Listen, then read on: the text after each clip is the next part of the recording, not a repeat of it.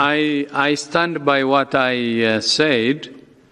As you know, one of the recommendations from WHO is the whole-of-government approach involving all sectors. And the principal, which is the head of state, taking responsibility and leading the whole response. And that's exactly what he's doing, and which we appreciate, because fighting this pandemic needs political commitment, and commitment at the highest level possible. And the President's commitment, you have already seen it, and the world have seen it. And that kind of leadership is very, very important, the whole-of-government approach, to mobilize all sectors and stop or suppress the pandemic. So I know he's doing all he can, but not only the whole-of-government approach, but the other, like expanding testing, and also the other recommendations we're making are also in play, and he takes that seriously, and that's what we see. And I had a conversation, I had a chance to discuss with him, and that's what he said, and he's doing. So I believe that that kind of political commitment and political leadership can bring change, or can stop this pandemic. I remember the fear and the panic that existed in 9/11, where a single moment, your whole concept of life and society can be shaken, where you need to see government perform at its best. You need to see people at their best. Everybody's afraid, everybody's nervous. How you respond, how you act. This is a character test for all of us individually. It's a character test for us collectively as a society. What did you do at that moment when all around you lost their head? Right? Rudyard Kipling. That is this moment. What does government do in this moment? It steps up, it performs, it does what it's supposed to do. It does it better than it's ever done it before. What does government not do? It does not engage in politics or partisanship.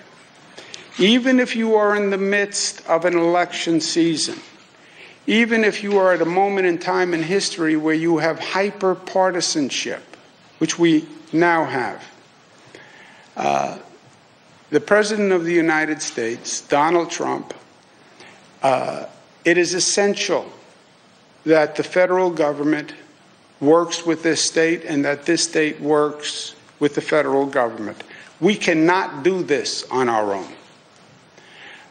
I've built airports, I've built bridges. We have made this government do things that it's never done before. This government has done somersaults. It's performed better than ever before. I am telling you, this government cannot meet this crisis without the resources and capacity of the federal government. I spoke to the President this morning again. He is ready, willing, and able to help. I've been speaking with members of his staff late last night, early this morning. We need their help, especially on the hospital capacity issue. We need FEMA. FEMA has tremendous resources. When I was at HUD, I worked with FEMA. I know what they can do. I know what the Army Corps of Engineers can do. They have a capacity that we simply do not have. I said to the President, who is a New Yorker, who I've known for many, many years, I put my hand out in partnership. I want to work together 100%. I need your help. I want your help. And New Yorkers will do everything they can to be good partners with the federal government. I think the President was 100% sincere in saying that he wanted to work together in partnership, in a spirit of cooperation. He has taken evidence that his team has been on it. I know a team when they're on it, and I know a team when they're not on it. His team is on it. They've been responsive late at night, early in the morning, and they've thus far been doing everything that they can do, and I want to say thank you, and I want to say that I appreciate it, and they will have nothing but cooperation and partnership from the state of New York. And we're not Democrats and we're not Republicans. We are Americans at the end of the day. That's who we are. And that's who we are when we are at our best.